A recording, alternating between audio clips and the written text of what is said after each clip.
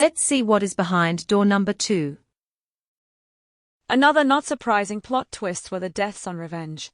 Some of the deaths, especially the murders, were a big surprise, and they will come up later in this ranking.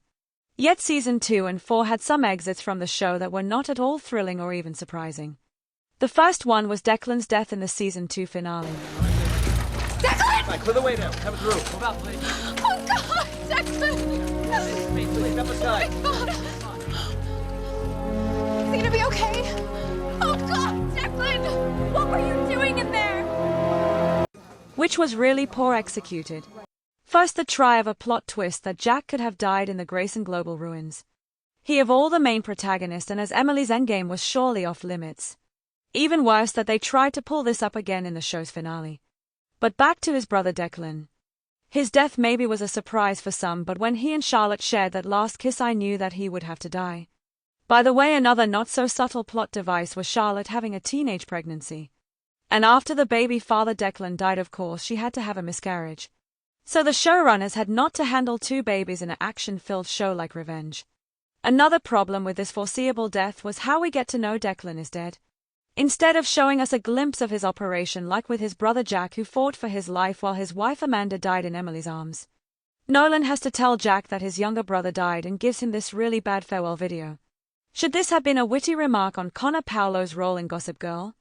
I mean, what did he say in the end? Hugs and kisses, Gossip Girl. Even worse was the death of Padma again off-screen. We all knew when Nolan tried to find her that Emily and Aiden just did not want to tell Nolan the bitter truth that she was already dead. I mean, after Colleen, Aiden's sister, this could not have been a surprise for Emily. Padma. Nolan, I'm so sorry. 6 weeks. Holding out hope. I've just been here. And again the writers failed to make us care for her death because we did not see what they did to her. We see her body for a second max and she lies there as if she was sleeping. I know Revenge is a family show and was not meant to have some serious torture in it. Yet the initiative and Trask would have seemed far worse if they showed us a little bit more of the bad stuff they do. It cannot have been all that they recorded this video of her. She was supposed to be in love with Nolan, so I do not think she did this without asking any questions or refusing it the first time. Anyway, as a love interest of a main character, Padma deserved better than just being another murder victim like some woman in a procedural crime show.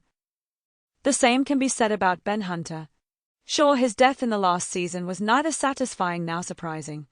From the moment he was going after Emily and later investigated on his own, I knew he was doomed. Either Emily would have killed him by accident or he would have become one of the last victims of Victoria. So I was not at all surprised that he was killed by White Gold. Yet I still do not think this was necessary. I was never a fan of Ben, especially because he stole Emily away from Jack. But after they did break up, I thought he would left the show unharmed. Why did they have to put on that extra drama with him investigating and arresting his ex-girlfriend? Was there no conflict of interests? And why the hell did he go alone to prove Emily's story? If he had survived and told anyone about this, her whole case would have been destroyed because he was no reliable witness as her ex-boyfriend. Now let me ask you a question, off the record.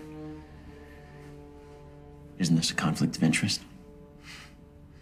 You working on a case that involves your girlfriend?